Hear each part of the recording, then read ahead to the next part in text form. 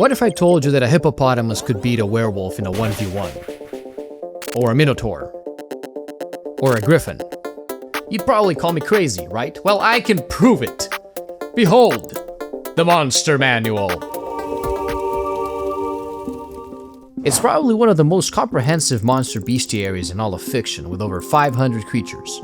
I've played a lot of D&D, and I mean a lot. So much that sometimes I have this problem where I run out of monsters. So I try to make my own monsters to keep things fresh. And while that can be fun, it's also a lot of work making sure that the monster is not an overpowered mess or that it does not have a glaring weakness I neglected to consider. But during this monstrous creation process, I realized something. You don't necessarily need to reinvent the wheel. And you don't need to invent a new monster from scratch either, because for the most part, the monster manual already has what you need. My theory is simple. I think the name of the game is that each monster should have a gimmick, and what I mean by gimmick is that the monster has something in its design that will catch your player's attention and force them to be creative to adapt to every situation. So I thought I would cover my 5 favorite gimmicks to make monster encounters more fun. And even if you're not particularly into D&D, I think you'll find some of these monsters pretty cool, so stick around. First, we need to start with stat blocks. Every monster can be boiled down to a stat block.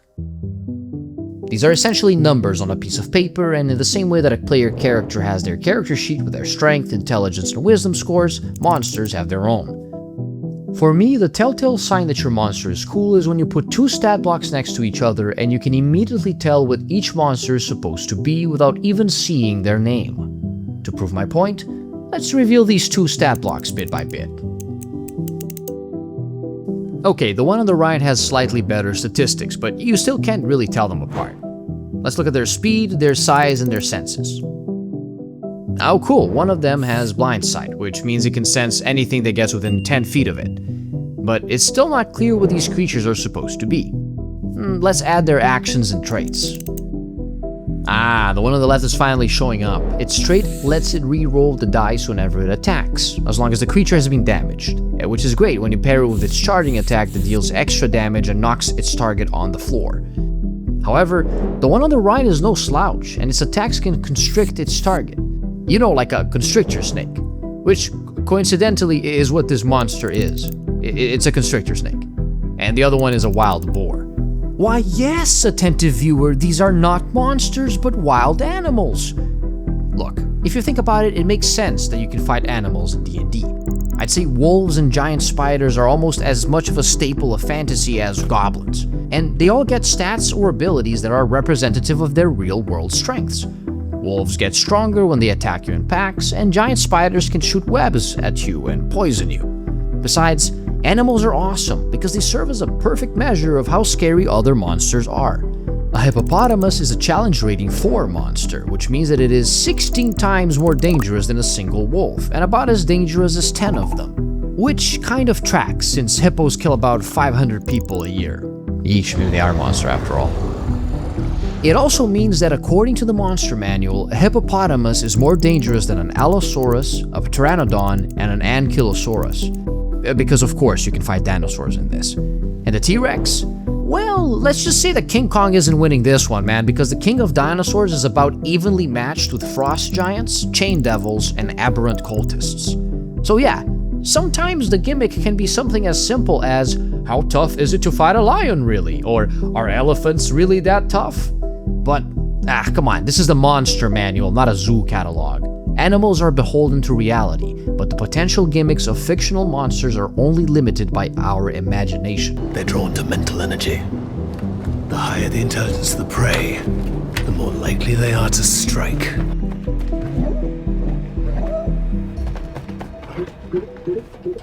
Oh, that's a little hurtful. However, D&D is still a game, and it needs to be balanced. So, how do you make monsters of the same challenge rating feel distinct? When I think about balance in D&D, I often consider it in the same way I would a video game. The rule of thumb is that the fairest way for a game to be played is that everyone has the same starting point. But there are lots of games where you play against other players using different weapons, skills, spells, and even different characters. And they manage to make it a balanced experience where everyone can have fun despite this difference. Well, at least they try to balance it. D&D works in the same way, only it's the DM against the players. But the DM also has to balance the game while playing it. Like, you don't want to absolutely body the party every combat, but you also don't want to just throw them softballs, right? Challenge rating exists to give you a general idea of how difficult a monster is so you can scale the combat appropriately, and avoid throwing goblins at level 18 characters or massacring a low-level party with a stone giant. There is a delicate balance that needs to be found, and the best way to do that is to look at your party and to gauge what their strengths and weaknesses are. This is also an opportunity to challenge the party, so the DM can have a little bit of fun as well.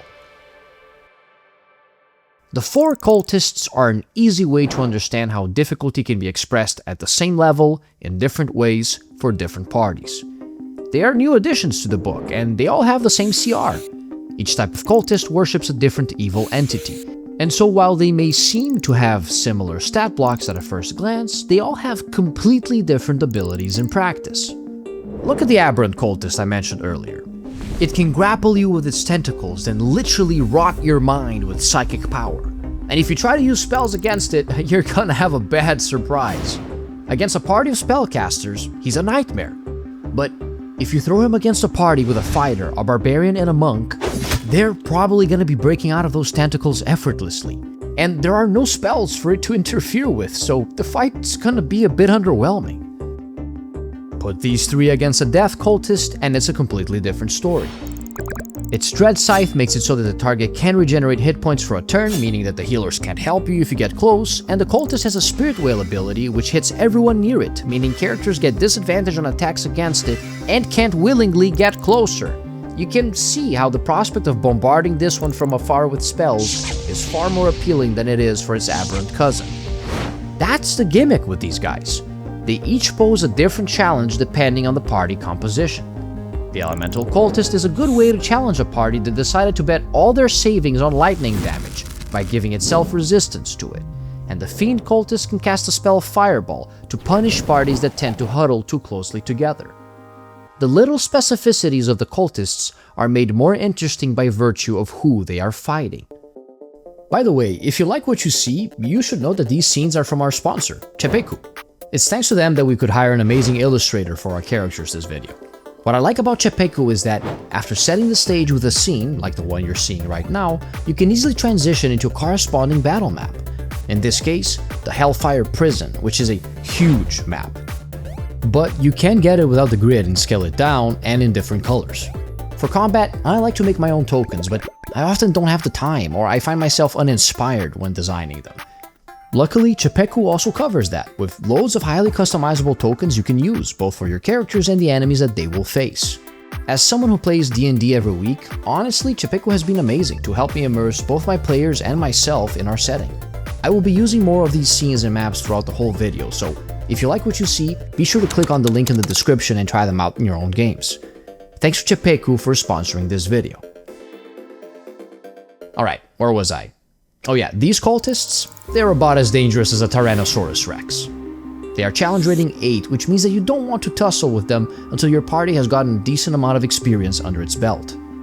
Another cool thing about humanoid monsters like the cultists is that they don't specify the species or class of the creature, which means that they can be literally anybody. Maybe the fiendish cultist you are facing used to be a cleric who fell to darkness, or maybe the aberrant cultist is a dwarf sailor who made a deal with a dark entity below the waves. By letting you make these choices, the Monster Manual is not only encouraging you to customize these monsters, it is pushing you to tell a story with them. Any first-time D&D player probably has this thought at some point. Wait a second, these cultists used to be regular people before they sold their souls to evil, right? Does that mean I can just fight regular people? Why yes, you can! Only regular people can be a bit tricky to define in a fantasy world.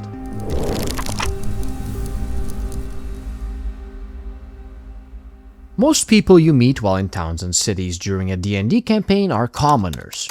Their video game equivalent are non-player characters, or NPCs, and they are the normal people that populate the world to make it feel real and lived in. Are you taking me for a spaghetti day? Well-designed NPCs can have their own personalities, quirks, and traits, all decided by the DM, and they can be as complex as you want or as simple as you need them to be, according to the occasion. A smith in a town that the party is staying in for the foreseeable future probably needs to have a little more personality than the one of a town that they are just passing by. Okay, but what is the gimmick for commoners? Well, before we continue, I want you to consider the following stat sheet. The humble commoner is challenge rating 0 and has 4 hit points, which means that they die to a stiff breeze. For abilities, the DM can give them proficiency in one skill, which can allow for a cute little bit of role-playing before you kick their teeth in.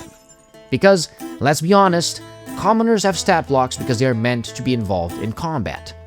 Usually when you're playing a video game, you can't really hurt the non-hostile NPCs you encounter, but some games do give you that option, with a caveat.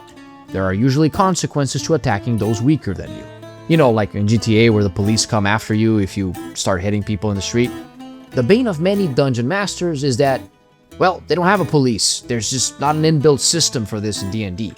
The party may at any point decide to devolve into the infamous murder hobo stereotype and start beating up peasants at the slightest sign of antagonism or inconvenience.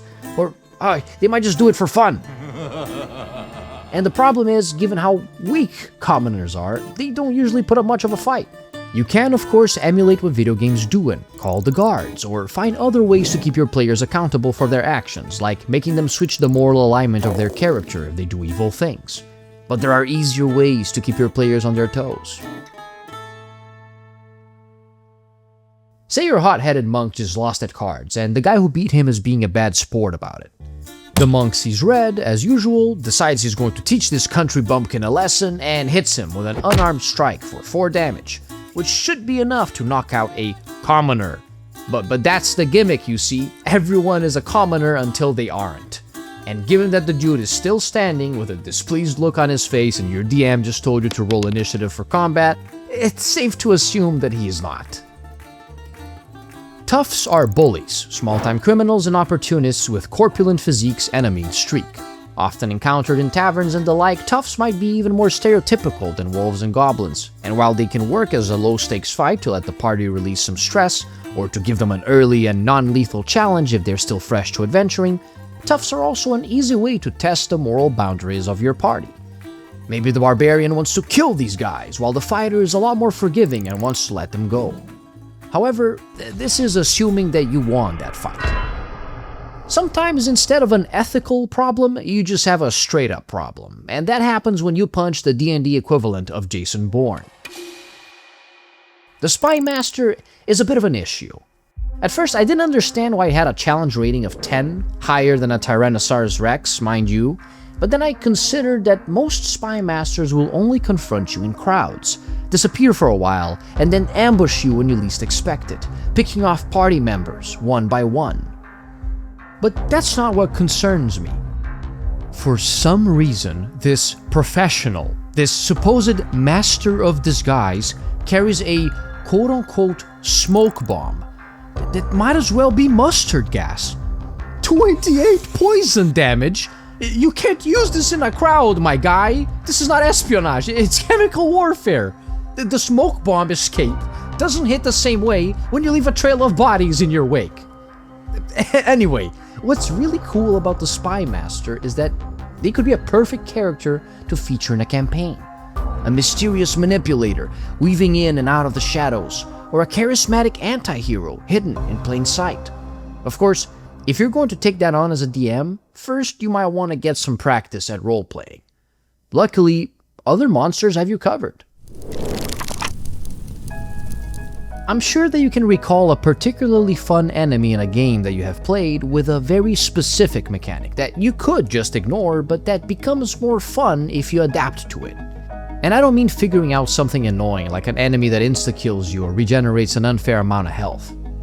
I mean something like the way that grunts in Halo panic if you kill their elite leader, or how loader bots in Borderlands lose different limbs depending on where you shoot them, or even the humble Koopa Troopas who end up being less dangerous than their own shells.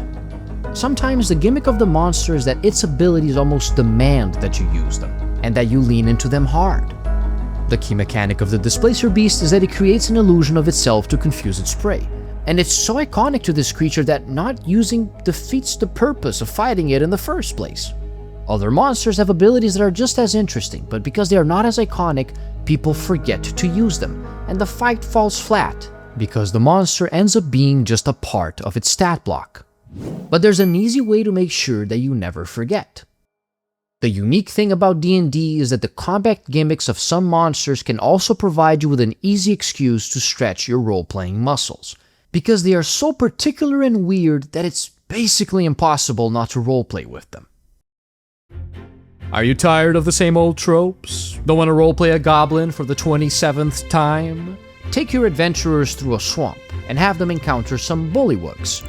Bullywugs? But if anybody knows how to pronounce it, let me know. I don't. Anyway, these wacky and whimsical frog-looking fairies are guardians of marshes and other wetlands.